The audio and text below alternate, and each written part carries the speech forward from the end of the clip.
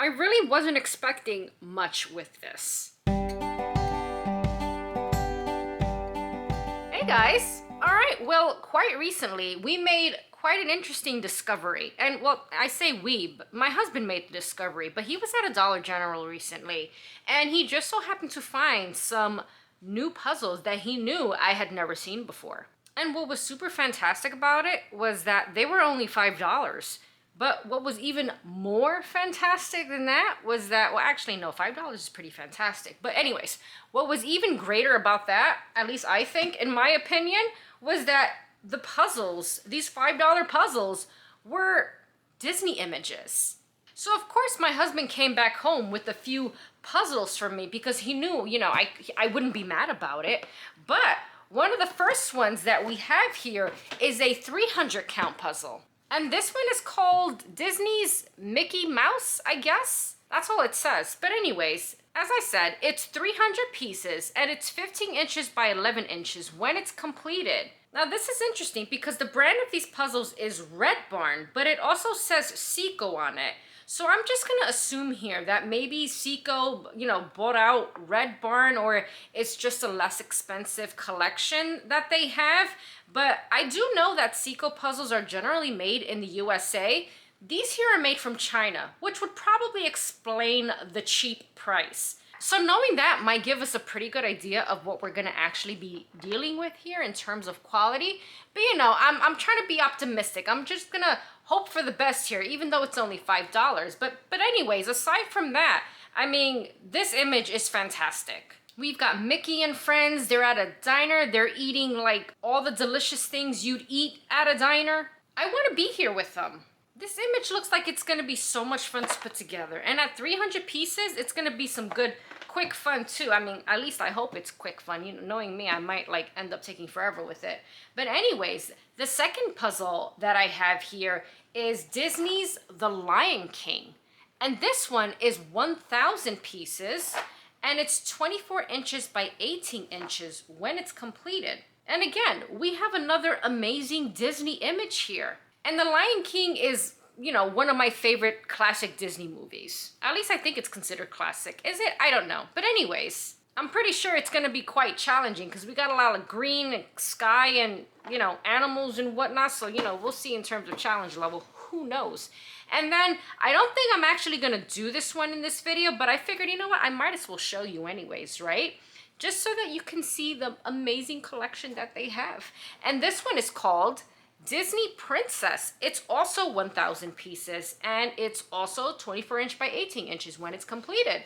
Everyone looks like they're having a good time. I want to join the party. But like I said, I don't think I'm gonna work on Cinderella for this video because I've done a number of Cinderella puzzles in the past. What I've never done before is Lion King. And as I said, I do like the Lion King movie. So, this is gonna be really fun. At least I hope it's gonna be fun, right? Who knows with the quality and whatnot.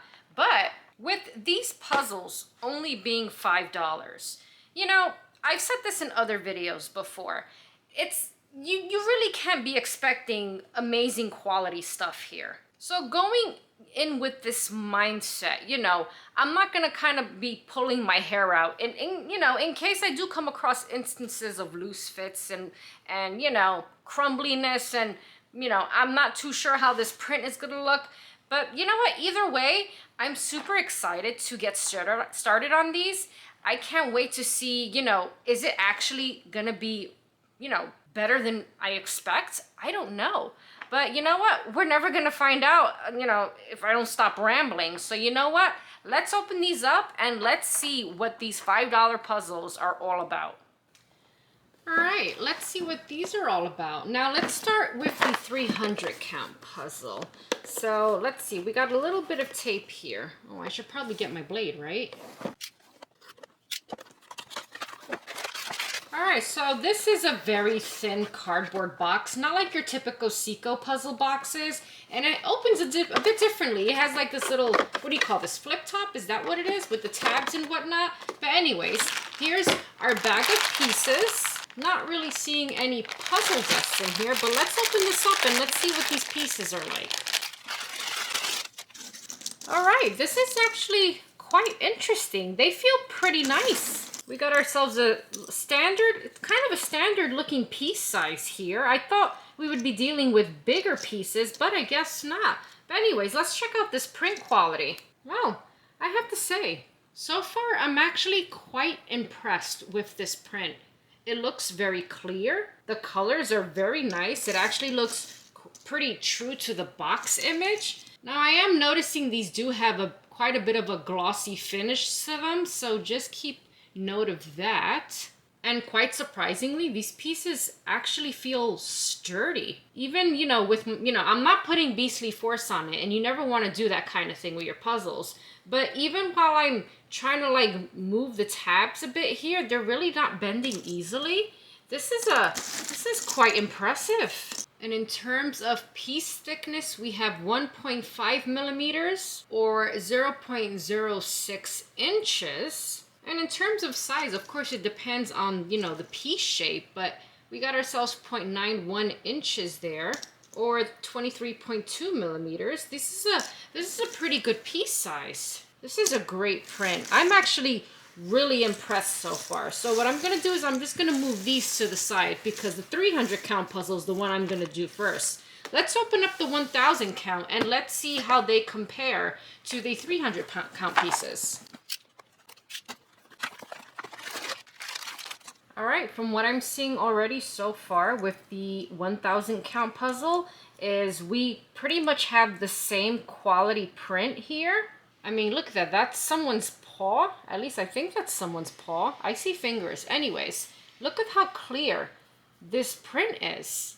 Again, I'm really impressed with the colors, the sharpness. Like, this is great. Again, you have that glossy finish to it. But I mean, take a closer look if you can. I'm hoping my camera's focusing, but you can see the blades of grass on this piece here. Now I do notice that they are slightly smaller than the 300 count puzzle pieces. So here we have the 1000 count piece and the 300 count piece. And these are pretty much the same shape, but you can see the size difference here.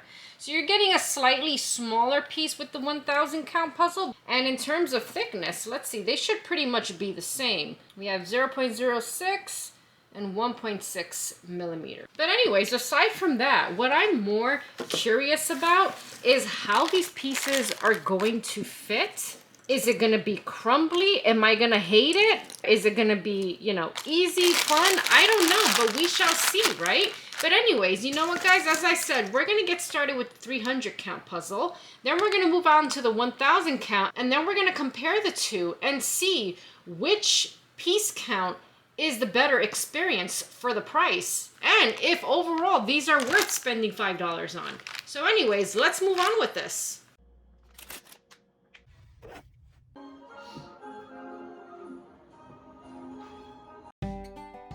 Alright, so I did a very quick sort. It took me less than 10 minutes. So of course we got our edge pieces here. These pieces, what I mostly did was just added whatever look, like the black and white tile, and even if there was other colors in there, I added that in there as well. This tray right here, these are more like random food pieces. This tray, I kind of separated pieces that had mostly reds and pinks in them. Of course, we have a blank tray. Well, not of course. Usually I don't have a blank one. But anyways, next tray, it's very small. These I felt were more like pieces that belong to like the windows and kind of some of the background here. It's not much. You know what? I could have probably not done that. But anyways, next tray, we have a bunch of like oranges, yellows, and I also added some of their faces, like Mickey and Minnie's faces in there.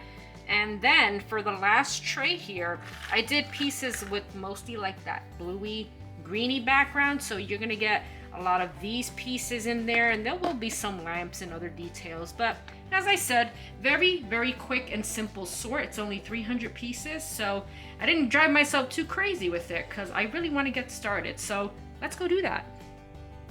And when I look back at this now, I probably didn't really need to sort this puzzle, but it's just habit now. But anyways, I started with the edge pieces and then went on to the trays with the least number of pieces. Overall, a very simple image to piece together and of course fun. And although I've worked on many Disney images, I don't think I've done or have a ton with Mickey and Friends, so this was a great find for $5. But in regards to that enticing price tag, I have to say, I was quite impressed with what I was dealing with here. It had a nice fit, and that hold, I was like, what the heck? This is great. Not only did I get a fantastic image, but the overall quality and puzzling experience was better than I expected. This puzzle took me about an hour to complete. It did pass the pickup test, and of course, I just had to try my storage test, because why not? That didn't fare too well, but then again, when I think about it, I had no intention of taking it apart into sections, so I probably didn't put too much effort in that, so it crumbled. But that's okay. In the end, I felt like this was a great score for the price. But the real test was up next. And I was really looking forward to this one, not only because it was my first Lion King image, but if this 1000 count puzzling experience was just as good as the 300 count, well, then that would mean we've got ourselves a super budget-friendly deal here. Alright, so that didn't take me too long. So here's what I did. Of course, edges. Next tray, we have a ton of pieces. This is just solely pieces that had animals in them. And it's going to be quite a major section of the puzzle. Next pile is much smaller. But with this one, I put in pieces that were, well, I guess I should say, had very sharp detail to them. I'm thinking this area here, and there's probably some of this tree as well. But again, very sharp print on those. Next tray here, we have a bunch of green pieces with some minor detail in them. Next tray here, this is mainly for the sky, but I put ones that had mostly whites and blues, so I'm thinking it's going to be anywhere of this area of the puzzle. Next tray, we got a little bit more greens here, but I have greens with like bits with the water. I mean, there's not much of the water, but there's some there. And also, the part where the sky meets the grass. Horizon? Is that the word? I think so. Anyways, next tray, this is mostly like purples, burgundies, browns. I think I even have Mufasa, some of the lions in there. I don't know why, but I just felt like they go in there. But it's going to be mostly pieces from this area here. And I'm pretty sure I threw in Scar and some of the hyenas as well. I don't know why, but anyways. Last tray, we have pieces that are mostly yellows.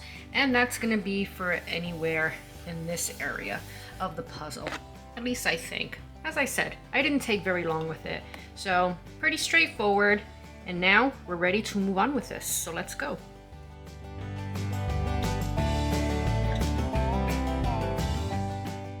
Oh yes, you guessed it. Edges were the first, and then I went on to the trays with the least number of pieces. I was mostly intimidated by the animal trays and that one with the purple and browns and such, so I knew they would end up being the last two that I'd work on. But anyways, as I continued to trek on, I was very happy to see some positive similarities between the two puzzle counts. Once again, I was impressed. Although I felt like the fit didn't feel as tight as the 300, it still was good. And same with the hold. Wasn't as strong as the 300, but again, I was able to pick up some sections, even big ones, and move them about. It made me really happy. And I just can't help but get excited about things like this, especially when they're dirt cheap. Alright, so we're doing pretty good here. I'm getting most of the characters in place. Right now, what I'm thinking about doing is tackling the tray with all the animals. So figured, you know what, maybe just separate little piles with like light colors and details, or in other words, like animals.